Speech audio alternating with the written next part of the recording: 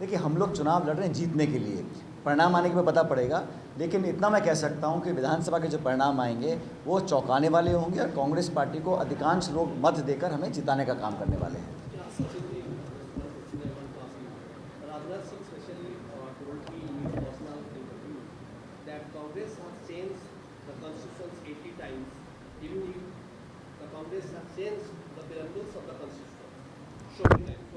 So,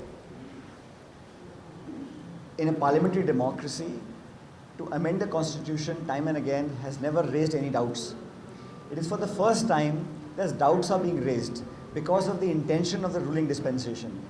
To my mind, previous governments, even non-Congress governments, there were no allegations of backroom maneuvers to somehow tinker with the reservation issue. And in Odisha, it's much more pertinent. A large portion of this population in the state belongs to the SC, ST, OBC communities. And we have said that people who live outside the mainstream, they have to be brought into the mainstream. For that, we must give them support, whatever is provided within the constitution. My question is the following. Why is it that during this government's tenure, these questions are being raised? Was Vajpayee ji not Prime Minister of India with the NDA government? There were no questions raised when he was heading the government. In this government, they want 300 par, 400 par, then counter question comes, what is the requirement for that? I feel that there is a thinking in the ruling dispensation.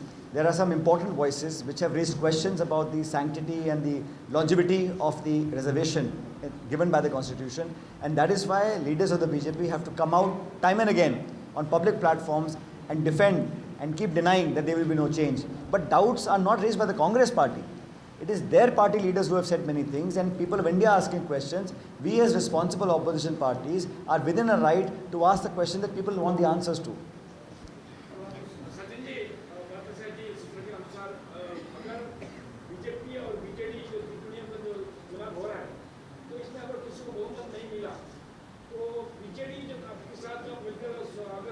दादा, त्रिकोणीय नहीं है, वही कह रहा हूँ, दो कोणीय है, वो दोनों एक ही है, ट्राइंगल नहीं है।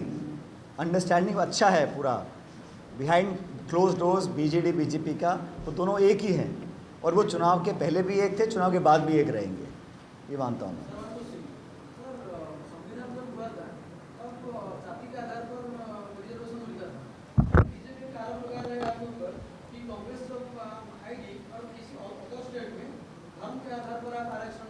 मैं स्पष्ट करना चाहता हूँ, हमारे मैनिफेस्टो में साफ साफ लिखा है, धर्म के आधार पर कहीं पर भी इजाज़त नहीं दी है, ना संविधान में ना कानून में है। और कांग्रेस पार्टी ने कहीं नहीं कहा कि धर्म के आधार पर आरक्षण दिया जाएगा। मैं ये स्पष्ट करना चाहता हूँ, हमारे मैनिफेस्टो में साफ साफ लिखा है, ये हमारे विरोधी दल जानबूझ के भ्रम फैलाने का काम करते हैं। संविधान में जो प्रावधान है उसके आधार पर ही आरक्षण दिया जाएगा। There can be no reservation on the basis of religion. It is not provided under the constitution, and the Congress party's manifesto nowhere states that we will even think about giving reservation based on religion. जो गरीब है, जो असहाय है, जो कमज़ोर है, जो पिछड़ा है, दबा कुचला है, आखिरी पंक्ति में खड़ा है, वो किसी भी जाति बिरादरी का हो, उसको संविधान के तहत समर्थन सहायता देनी पड़ेगी, देना भी है। लेकिन धर्म के आधार पर आरक्षण होगा, ये शगुफा बीजेपी ने छोड़ा है कांग्रेस के लिए, क्योंकि इसमें कोई सच्चाई नहीं है। और हमारा मैनिफेस्टो छपा है हिंदी में, अंग्रेजी में, उड़िया में, आप लोग पढ़ लीजिए, उसमें कहीं ऐसा मेंशन नहीं है।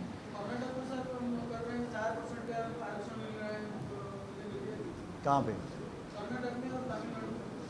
धर्म के आधार पर कांग्रेस पार्टी ने देश में आरक्षण लगाने की बात कभी नहीं करी है।